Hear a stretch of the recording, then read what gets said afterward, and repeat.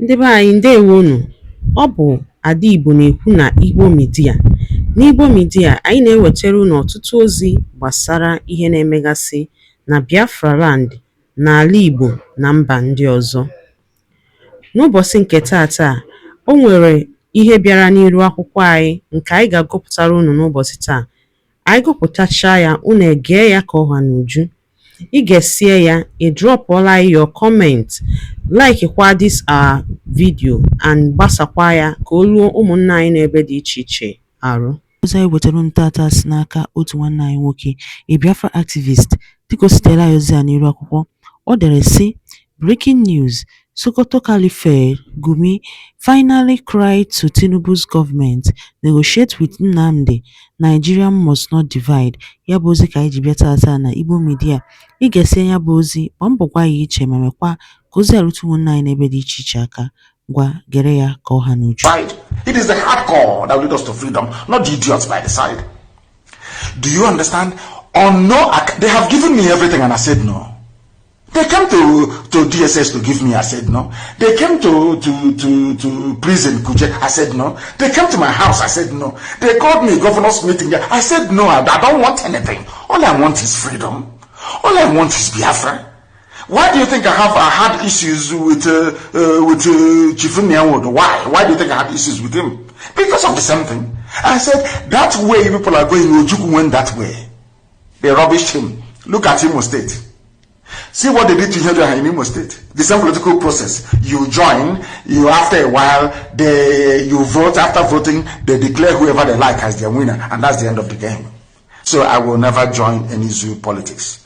I will never stop fighting for Biafra. Listen to me very carefully. My father, my mother died as a result of this.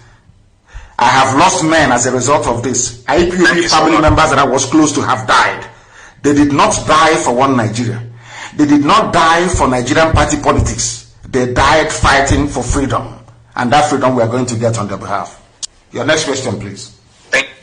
Thank you. So the reassurance is that even if they call you to make you Nigerian president, that you always stand on Biafra.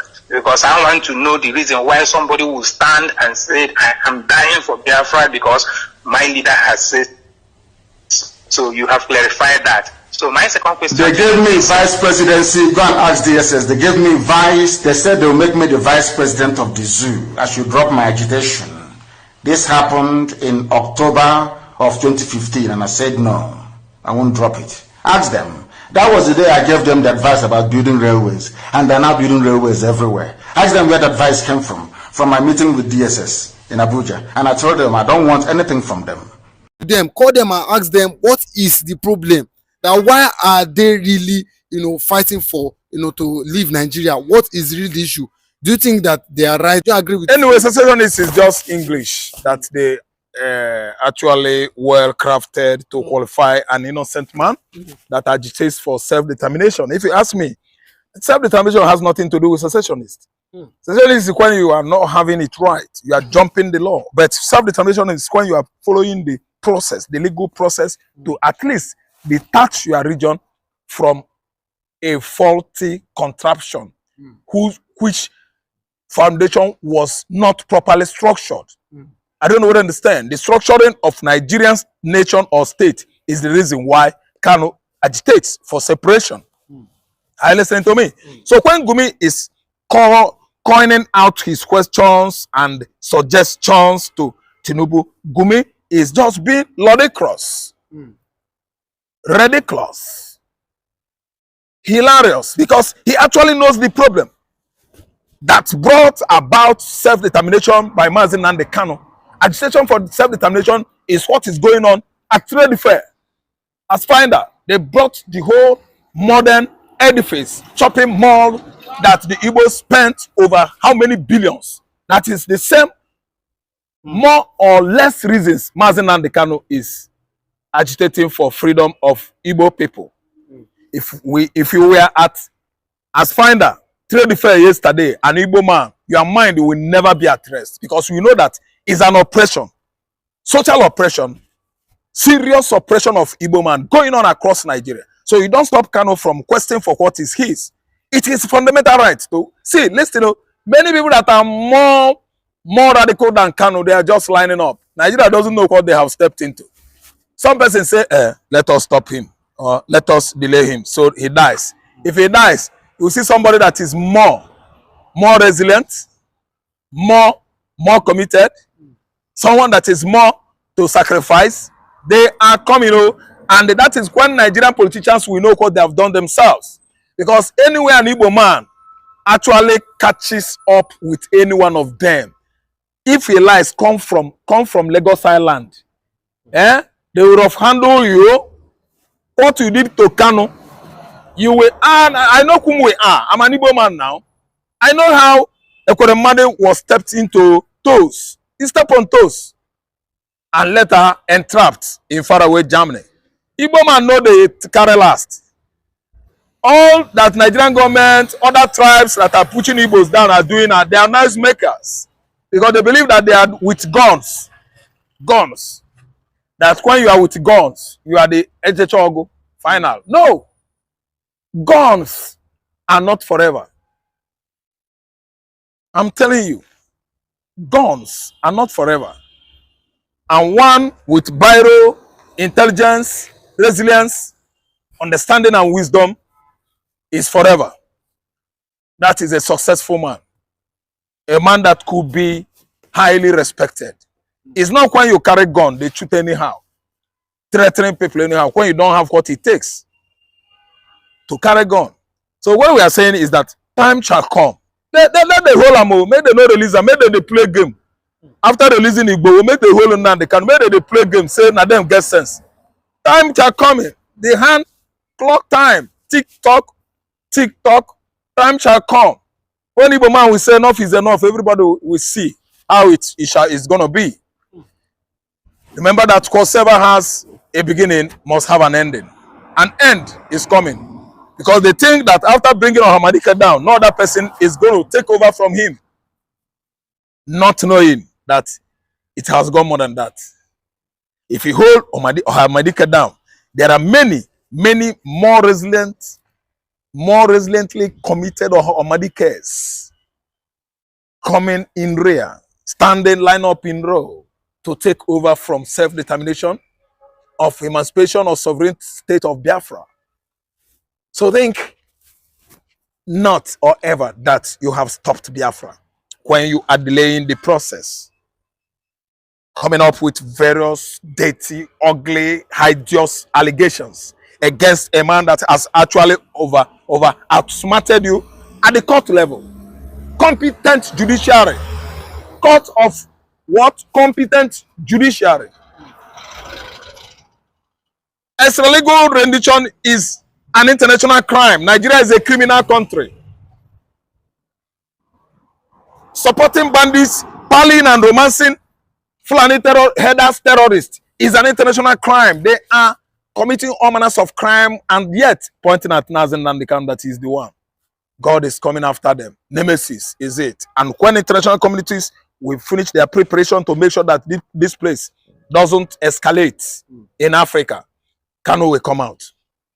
Failure to do so, there are many Kanus, many Ohamadikes are warming up. Nigeria thinks that is the only contraption or nation that is incurable. Biafra is impossible, incorrigible, and Biafra is paranoid. You can't hold Biafra. We are too hot to hold, too cold to handle. Kanu is when a little fowl perched on a rope that is meant for spreading of clothes. It dances with the rope. The rope dances. Two of them begin to dance. Egu ndemo, egu surugade. They will start to dance. Egu surugade. Actually, Nigeria is yet to understand that surugade bu egu ndemo kobo is a dance of the spirit. So Kanu actually has won, and he's still winning. It is high time the Nigerian state understand the impregnability of Mazi Nnamdi Kanu's legal team, his persons, yes, indefatigable Mazi Nnamdi Kanu's intelligence, undisputable law abider, good lawyer. I believe he is an international lawyer. Kanu is everything to every Igbo household in the southeastern Nigeria. And way back outside Nigeria, we've seen how he has been, over the years, notoriously celebrated by the Igbos in diaspora. So what we're saying right now is Kanu is a man that has been winning his cases both internationally and locally. He should be what? Extricated from DSS confinement. What are they doing right now? They are delaying him while he is ailing in there when he comes out so that he will die. That is the plan of federal government of Nigeria. But if Nnamdi cannot die, we are not going to keep our finger crossed when if anything wrong happens to Nnamdi Kanu, that we are not backing down from taking what is ours. Biafra is our land, and we will never be relying on this unimaginable marginalization of Igbo nation. This is my take. Okay, but if the government, just like what Gumi is saying, if they really give them what they want, like I know a lot of people said it's too late, but the support, just what Nnamdi Kanu was saying prior to when all this started. They cannot give us support. Apapa is here. Jengu on Apapa port will never give them the impetus or the dynamism to understand the quest of an Igbo man. That the traders are suffering loss and loss of deprivation, loss and loss of losses, loss and loss of expenses when after clearing their container from Apapa Wharf, they will again start spending money, clearing the customs, the whole Lagos state, clearing the customs, on getting to Ondo state, clearing the customs checkpoint at Oyo state, Ondo state, Edo state, Delta state, before getting into Onitsha Bridge, where their business establishments were sited, located. So what is going on now is that too much selfishness and greed has stopped the key actors, key players of Nigerian economy to understand what South is lacking, Southeast is lacking. Dredging of the deep sea ports across southeastern Nigeria, formerly Southeast Central States, former East Central States of Nigeria. Dredge those seaports, put everything in order for them. Everything will move. But they would like it to be here so that they will be selling money, violating the Igbos, ripping them off, defrauding them of their hard-earned money, all in the name of pay customs, custom operation, immigration, quarantine, land use. Listen and listen good. Gumi's suggestion is null and void. We don't take such cleric serious. He is manipulative. He's not sincere in all his suggestion. Gumi should mind his knot and ask bandits, killer headers, Boko Haram, Mahmuda, and Ansaru what they are agitating for. What are their objectives? Listen, Sultan of Sokoto should be very serious about protection or securing his domain. He should ask those Islamic radicals what they are fighting for and why are they radicalizing Northeast, Northwest, core North. So also to not deny the fact that we are all history-oriented people. That we know where they migrated for and we know their objectivities. Why they are fighting is just to make sure Islamization process that started 1802, 1804 actually come into being successfully. Which, of course, Ottoman Fodio and all his warriors were disappointed by Atta of Egala. And today, Islamization cause is gone. In our modern world, we don't go backward. Atheism is the reason why Ottoman Fodio, after fighting for Islamization, his what do you call it? Something conquest. Yes, Islam. Ngwano dalo nene no ụmụnne m dịkwunu si na-esere n'Igbo Media. Gịnị kwunu nwere ikwu na nkọwa nke unu? Gbasịta maka ihe unu nọ n'iru akwụkwọ. n'ụbọchị uhuruchi nke taa. Gwa anyị ife iche n'ụdị nke gị, deela ya n'akara kọmentị ka mara ihe i chere, ma chetakwa tụsaa ya bụ ozi ka o wereta ụmụnne anyị ndị ọzọ ntị. Ndewo na ụmụnne m, ka emesịanụ.